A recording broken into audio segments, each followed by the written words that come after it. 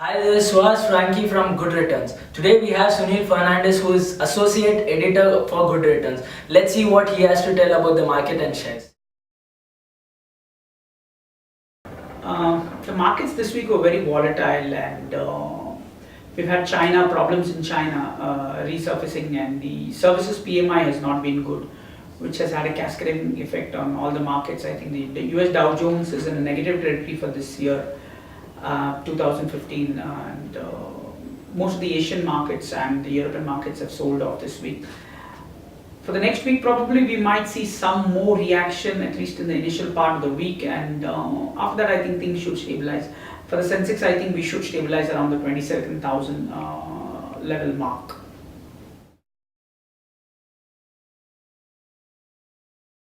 RBI has granted licenses for, for 11 payment banks in the country.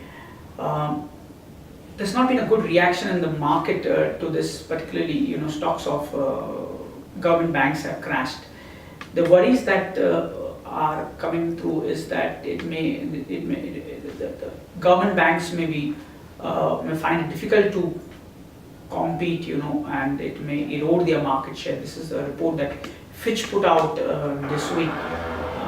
But there is primarily a lot of difference between payment banks and the full-fledged commercial banks.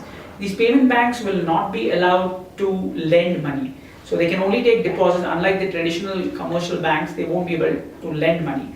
They are not allowed to issue things like credit cards, and so their scope is pretty limited in that sense. So there are fears that they will compete with commercial banks, but we have to wait and see how things pan out in probably the next 2 to 3 years to see whether these payment banks will really compete with the current set of commercialized and nationalized banks. Moody's this week has cut India's growth forecast to 7% of GDP. Probably, I would think it's probably correct. For the last few quarters, we are not seeing any growth that is really happening on the ground. People have been talking of the economy is reviving, but for the last 2 to 3 quarters, people have been really disappointed, and this is reflected in share prices right now. And probably credit offtake has also not happened, and investment cycle has not picked up as well. So I would say that Moody's is probably right in saying that we'll end up with 7% growth this year. Tata Motors this week has hit a 52-week low, and probably I think it's the lowest level in the last 6 years that the stock has seen. Two things have happened this year. The fire that's happened in China. Tata Motors has said that some of its vehicles were destroyed in the fire. So this has affected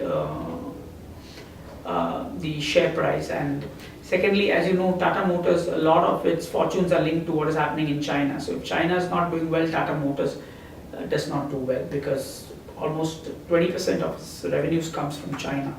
So it's more driven by what happens in China. Going forward, as things stand, China is not doing pretty well. Today, the services PMI came out from China, and it's been pretty poor, to say the least.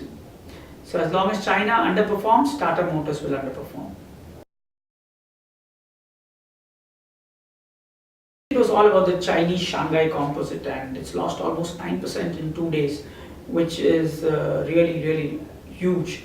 And going forward, I don't see much of a recovery happening in the Shanghai Composite, and for that matter, the global indices. We have to wait and watch, as the data coming from China is really not encouraging. And as the authorities there in the past have been doing, they keep propping up the economy and the markets with a whole lot of things. We understand they've pumped in another $100 billion into 2 large banks, and probably they'll come out with some more measures. So it'll be interesting to see how the authorities there react to the sharp fall in the Shanghai Composite in the last few days, and we'll have to wait and watch. But I think one thing's for sure, it's going to be volatile, and it's not going to be stable at all.